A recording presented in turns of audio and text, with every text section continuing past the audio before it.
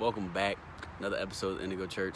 You already know what it is. Got some beautiful things prepared for y'all this morning, for you this morning. So let's get right up into it. This is Luke chapter 16, you feel me? And I read Luke chapter 16. I'm gonna go into like kind of what it do. Alright.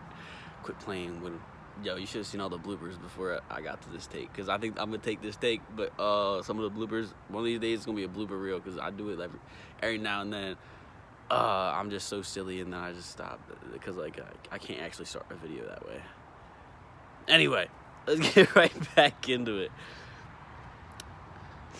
There is a few stories told in Luke chapter 16, the lesson being that if we can't be trusted to do the right thing in this world, then we won't be trusted to do the right thing in heaven. Therefore, we will not enter into the kingdom. We cannot deceive anyone to help others and call that righteous. In other words, to entertain a party, you do not have to betray the host. Also in this chapter, it says, "For that which is highly esteemed among men is abomination in the sight of God." This world is a trap, and we can only be emancipated when we let go. For me, I visualize a tight grasp being released and floating away.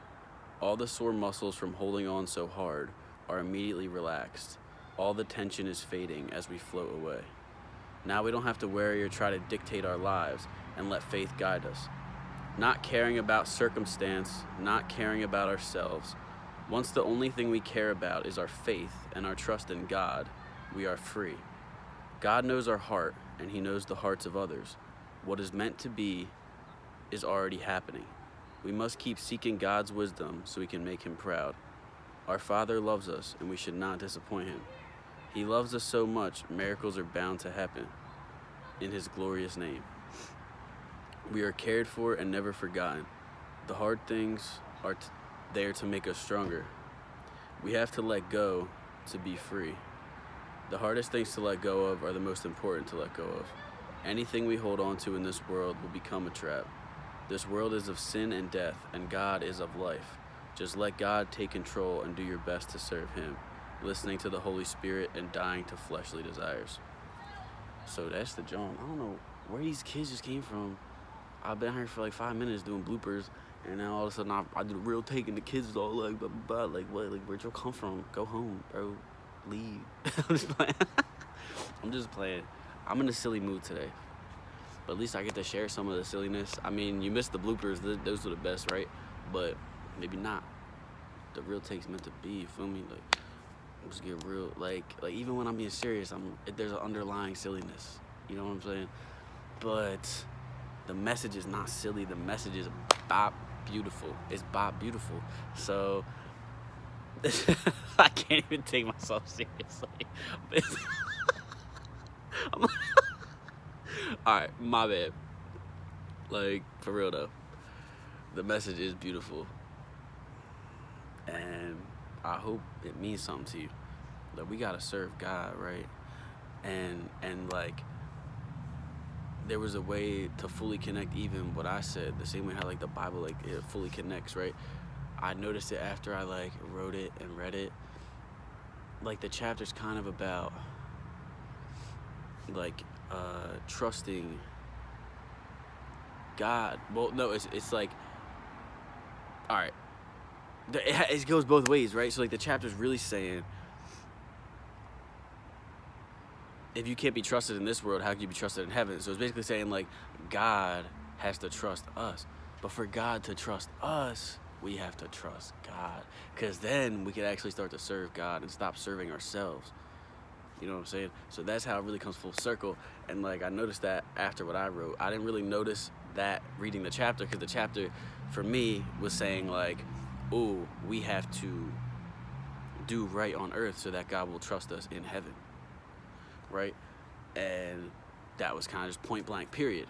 But then like doing my own little study, writing my own little thing, reading that, I'm like, the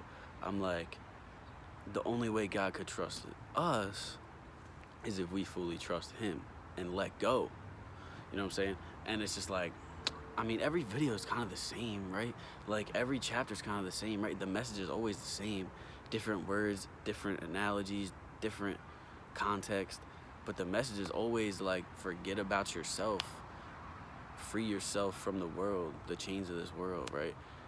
Don't get lost in the world. The world lost itself. Like, be found through Jesus. That's really always the message, is let go. Let go and let God. Yeah, let go and let God. Bop. Like, it's that simple. Those 4 words, or I guess 5 if you want to include the and. But let go and let God. That's the message. That's it. That's the whole thing of it, right? And it's hard to do that. And for someone like me, I needed proof before I was about to submit to anything. So I get it, because I was never just gonna like just believe something unless like something was like proven to me and it made sense. And like, it didn't make sense at first. It was just proven to me, and I was like, oh, this is undeniable. But now the more I dive into it, I'm like, this actually just makes sense. Just makes sense. The Bible's the truth, so, and it does make sense. But I guess if I was to read the Bible without having a change of heart first, maybe it wouldn't. Undeniable proof came first. I'm like, wow, I believe. Now that I believe, the wisdom actually means something. Now I can apply it to my life. Otherwise, the wisdom is just, I guess, words on a paper. You gotta have a change of heart for these words of wisdom to actually change your life, I suppose. Yeah. And it's all for the better. Because sometimes it's really like, I wish I didn't just read that verse. Because once you you're not held accountable for things you're not privy to. Is that the right word? But like things you don't already like know, like let's say you don't know that you shouldn't be doing that, and you've been doing that, and it's like something you like to do, and then it's like you read this verse in the Bible and it's like, yeah, let's not do that, and then you're like, bro, I be doing that. And then it's like, I wish I didn't just read that, because now I know I'm not supposed to be doing that. And like, I fully submit myself to God, so I'm gonna stop doing that.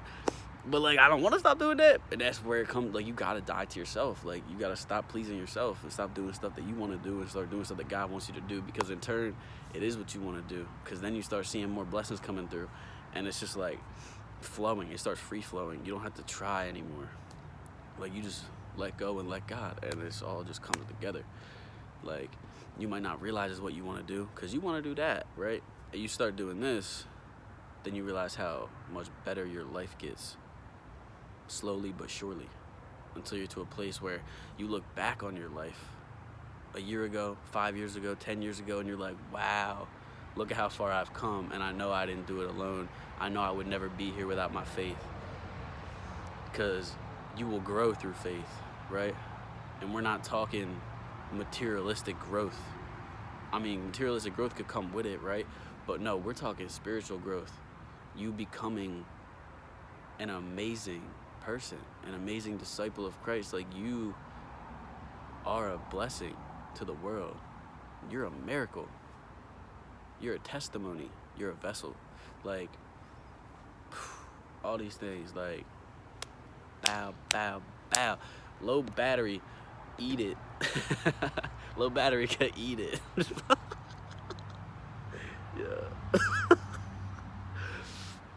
I gotta quit drawing, bro. That's one of the things I gotta fix. Like, what comes out of my mouth. Cause like, I play too much. I joke too much. I shouldn't be doing all that, right? But it's just so innate. So hard to stop.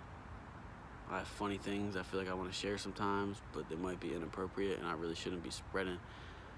Even though it's a joke, some people might not take it as a joke. You feel me? Like, I know it's a joke. I know it's funny. I know it's not real.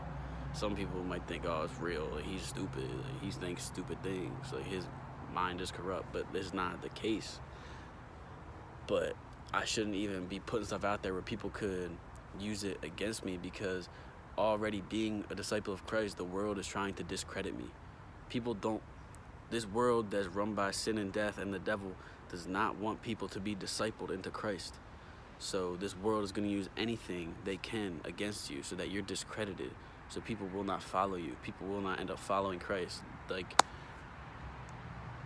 they want to label the people who have been discipled as like crazy and not reliable, so that we can't keep bringing people to escape.